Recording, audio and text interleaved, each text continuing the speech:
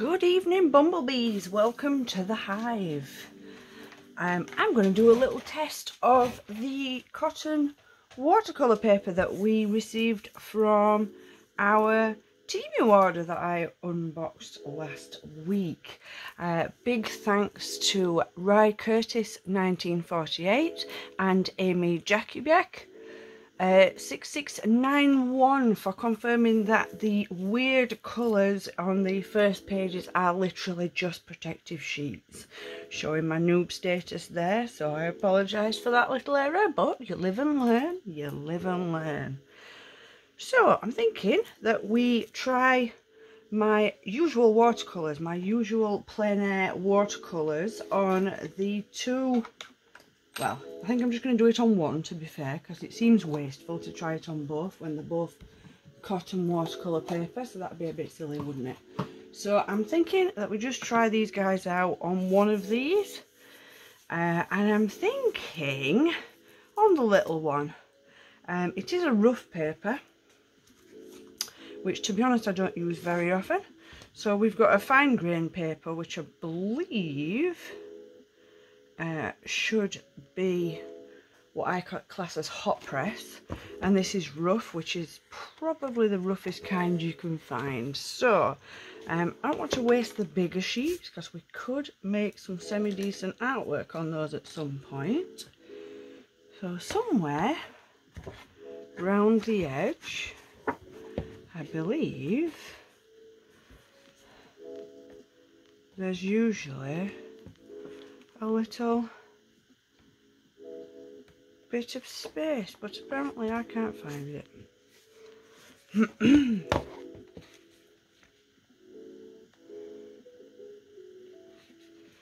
There we go.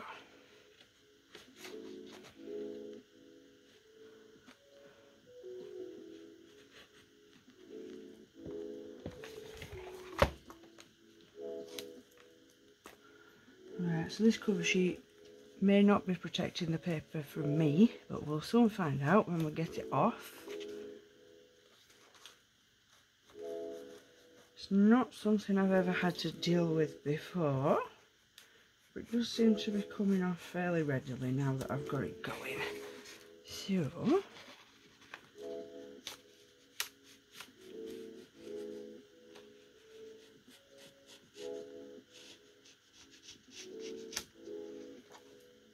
and there we go, it is, oh dear, it's not protected it from me. Should have known. Should have known. Let's see if our lovely eraser can just lift those off. No, it can't. Oh, you can't take me anywhere, guys. It's got most of it off, to be fair. But it is only a swatch sheet. Note to self, clean the Stanley knife before you use it next. Right, so I'm going to try out the travel brushes that we bought as well, see what they're like. Now they are, what are they? Synthetic hair brushes. I think I'm going to go with the larger one, just because we're doing squares, we don't need any kind of detail work. And I'm using my portable painter kit, which is what I take out on the job when I'm doing my plein air. And this has got Windsor & Newton professional watercolours in, and there's a little swatch sheet just there, just so that I can see what colours I've got whilst I'm playing out. So first things first, because I am that kind of girl, I am going to draw. Can I fit it that way? Yes. So I'm just going to do 2 centimetre square blocks, I think.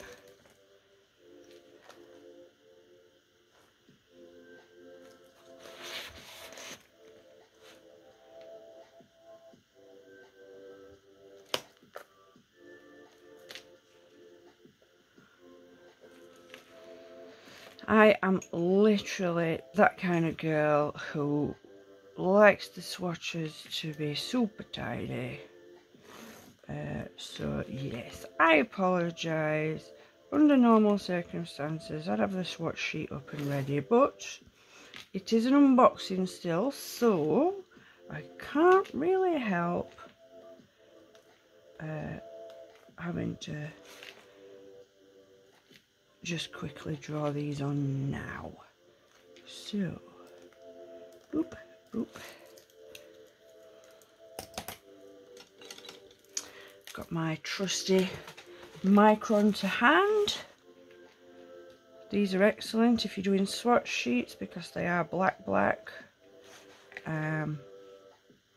So you can see a little bit of the coverage if you need to. Now it's not going down very easily with this paper being rough, so I will have to bear in mind that this is not the kind of thing that I'm going to be doing line work on top of. So that's something to note if you are the kind of artist who does black line work. I will erase the pencil lines in a moment just so that you can see what I mean. I'll give you a little close-up about that. Oh, I need to put little dots on. Nearly forgot. This is something I regularly forget, to be fair, guys. You just put the little dot in the corner just so that you can see what kind of opacity you've got with your paint.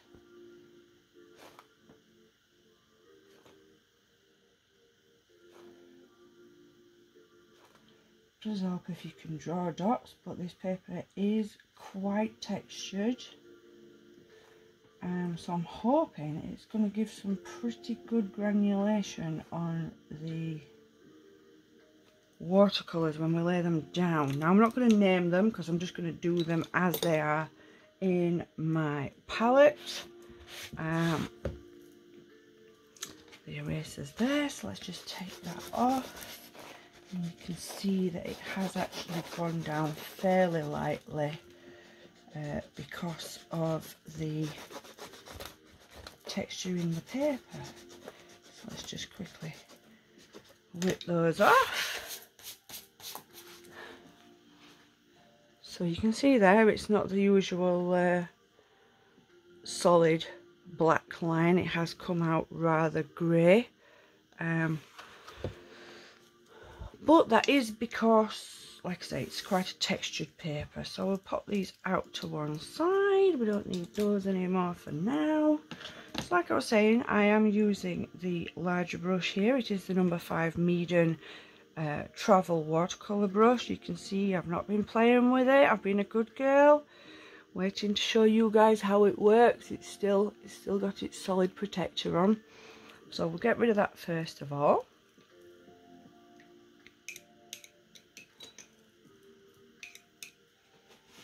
I have a trusty piece of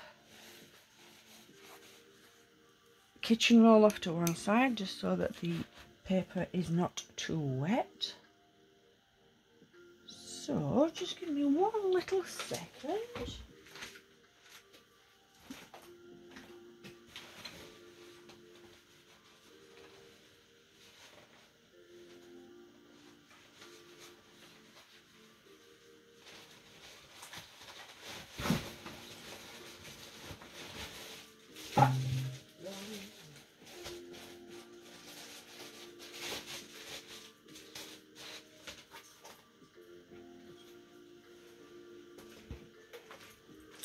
More professional people would have been ready with the colours that they're going to be painting with, but not me.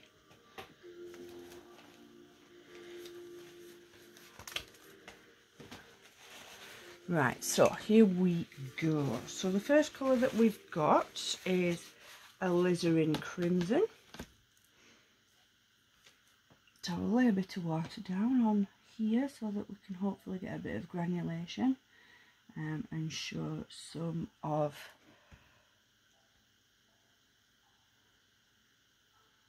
the way that this can actually bleed out. So there you go, look, there's your granulation and the bleed that you can get with this gorgeous colour. So if I just tip that up a little bit.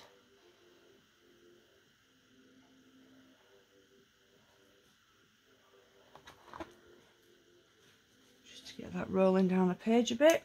So what I'm going to do is I'm going to mist squares just to allow that time to dry whilst we're working. So the next one that we're going to be working with is Potter's Pink. Now I'm told that this is one of the least permanent light fast colours from the Windsor and Newton professional range. I'm not sure why that is. One day I will learn more about that. But it is quite a translucent colour at any rate. As you can see here, I've literally got a very similar amount of paint on my brush as I did with the alizarin, which shot out across the paper pretty quickly. This one is not, it's also not a granulating colour, so you don't really get the texture effect that you do with such as alizarin crimson and ultramarine. So you can see there, I'm sure that that's not very opaque. Try and bring a little bit more colour for you. This paintbrush is holding together nicely. Hopefully you can see that there. So far there are no wild flyaways. But we'll see how it goes. We don't want to jump to conclusions. So again, we're jumping across a little bit. This just, like I said, gives you the gives the paper a chance to dry in between colours so that they don't bleed into one another. So the one that we're doing right now is Cadmium Lemon. Now all the cadmium colours are very vivid colours. And you'll see in a little while when we do the one before it that this is a cool yellow and the one before it is a warm yellow. And that just covers all my bases whilst I'm playing out with the paints in the wild. If you are using these paints, do bear in mind that the cadmium is super strong. So if you are using it, you do need to bear in mind when you're mixing not to use too much yellow or it will turn into a kid's colouring book on you very quickly. So what we've got here is neutral tint. Now I am generally, oh I love it when it spreads out like that. I am generally a Payne's Grey kind of girl, but I decided when I was trying this portable painter out that I might try the neutral tint, and I do find it is quite a bit better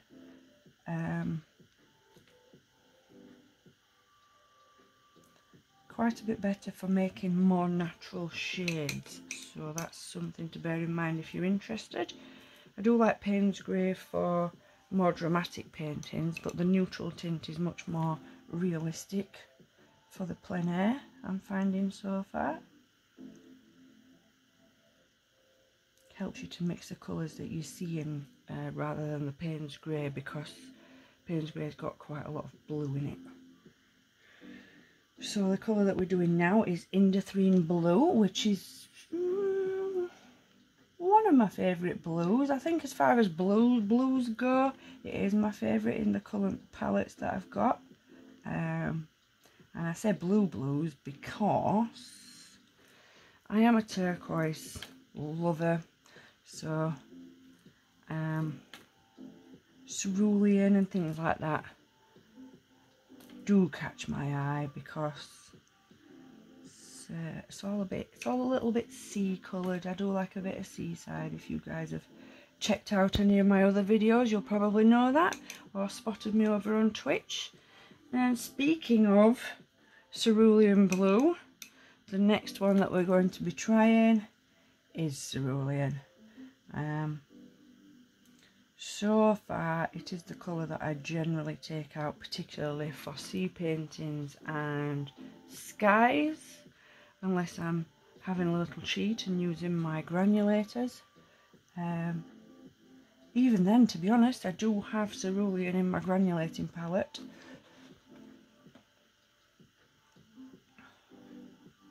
Such a gorgeous colour. Look how vivid that is. Beautiful colour.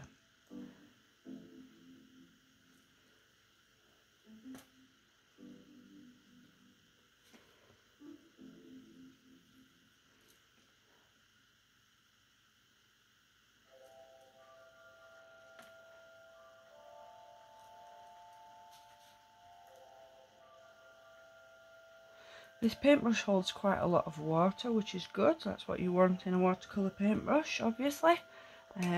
Just letting you know, because sometimes you get a brush that you think is going to be fine and it's not even close. But this one is very good so far, and still holding the shape that it came with. So I'm quite pleased so far with how this is. I also feel they'll be really good for my bum bag, because I actually take out a bum bag or fanny pack for you Americans when I take, oh look, that's got some bleed on it, oh dear, oh dear. The neutral tint was not as dry as I thought it was. So the colour that we're just using now is quinacridone magenta. Now this is a ludicrously bright colour. And it was a suggestion of Sarah Burns Studios, who was also here on YouTube. And I thought it would be a little bit of a strange colour for Britain, because we're not renowned for the exciting shades, but it is extremely good for heathland and actually mixing in with skies. It's a really good colour. Obviously, same as with the cadmium lemon, don't use too much. Stick too much of that pink into your sky and you'll regret it later.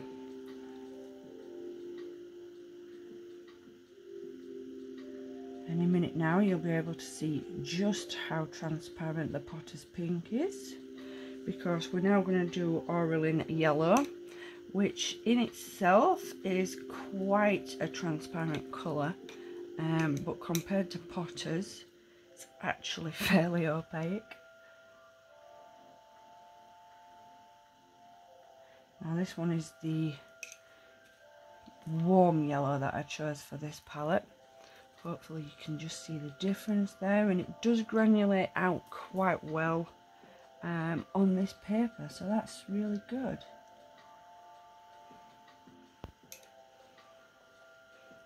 Now I've only got one pre-mixed green in this palette, and it's the only one that I've so far found that feels natural.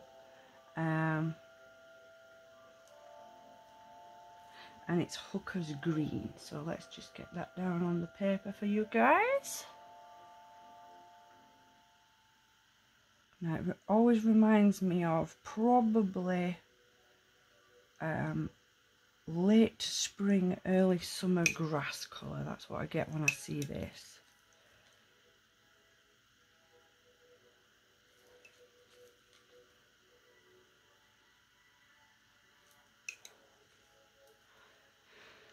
And it does mix with the other colours well. It tones down with the alizarin crimson.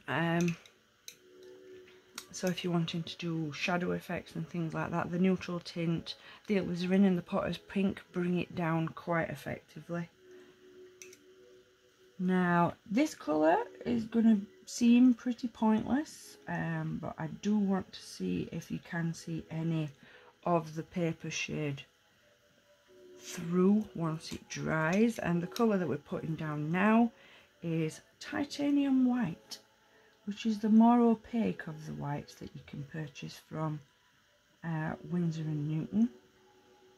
And I don't use it terribly often. It tends to be more highlighting if I want to have some little pebbles on a beach, or a few extra splashes that I've missed off when I'm doing some wavelets, because you can see here it does take out the dot pretty effectively. Not totally, because it is still watercolour after all, but it is it's quite a strong pigment.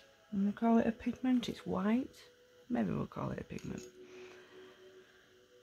So we're now going for Van Dyke Brown.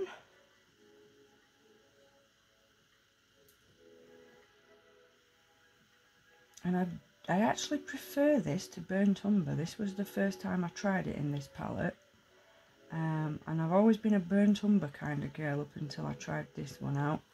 And it's just, in some situations, depending what it's sat next to, it seems like a warm colour, which it does at the moment, because it's between a blue and a grey. But if you put it next to a red, it quite often seems like a blue tone. So I think it must have certain shades of both in it. It's also got a little bit of granulation as you put it onto either rough or cold press paper, which is nice when you're doing landscapes, which is what I tend to be doing with watercolour. So last but not least is ultramarine blue. I got all excited then because it was spreading out and being pretty. Totally forgot that I need to talk to you guys, because I am effective. Let me know if watercolour effects have the same effect on you guys out there. I can get quite lost in a good granulated spread like that.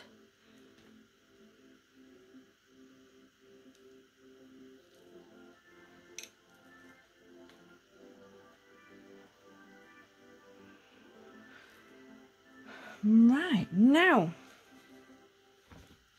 the reason that I had a little wander off just before I started laying the paint down is because just off to one side I've actually got my plein air art pad, which I thought I'd just pull over because this little line here is these exact same colours.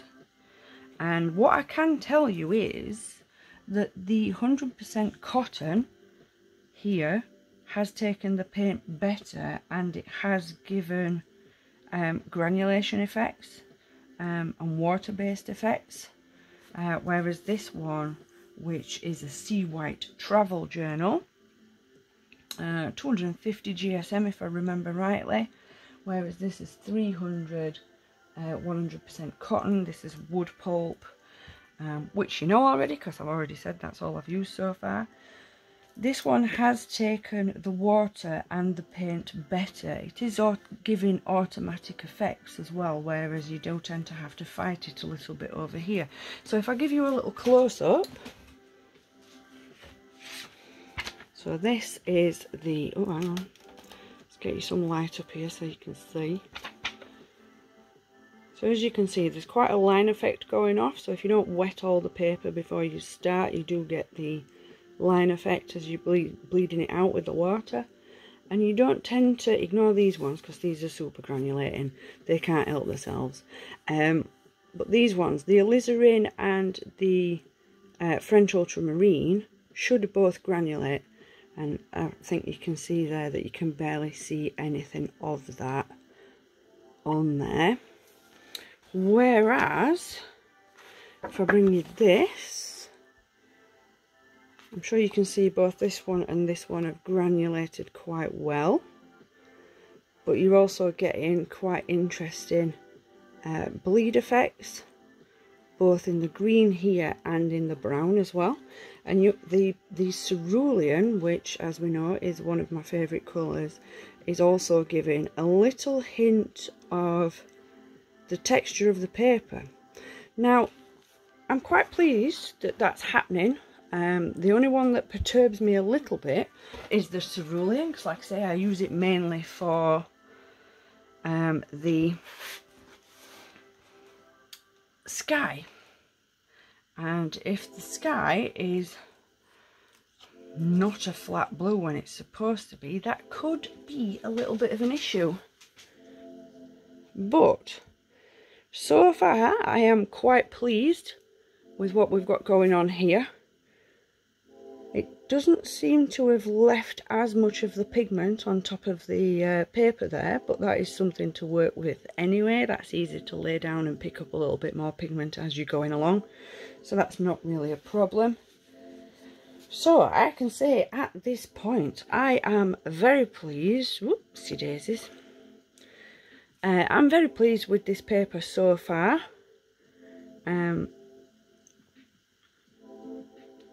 I've not really been enjoying this sea white journal. I do prefer my smaller one, which is the A6 version. This paper seems to be a lot more smooth than the other one, so I don't know if that's why I'm not enjoying it, but this rough paper is wonderful so far. Let's just pop that back on. The paintbrush, the Meedon number 5, has worked very well. It holds a lot of water. As you can see there, it's held its shape as well. So I'm very pleased with that as well. Can't wait to try that out in the field, see how it goes. I think what I'm going to try next is doing a little actual painting on some of the cotton watercolour paper to see how it goes on something that's an actual image that you guys might recognise, you know, like a landscape or a seascape or something fun like that. Let me know if you've got a preference for the location of the landscape in the comments below. I will attempt wherever possible to accommodate you guys. I hope you've enjoyed this little swatching tester on the Baohong 100% cotton rough paper. I'm enjoying it so far. Can't wait to try a painting. So you know what you've got to do now, guys. Find something that makes you smile. And as always, be happy.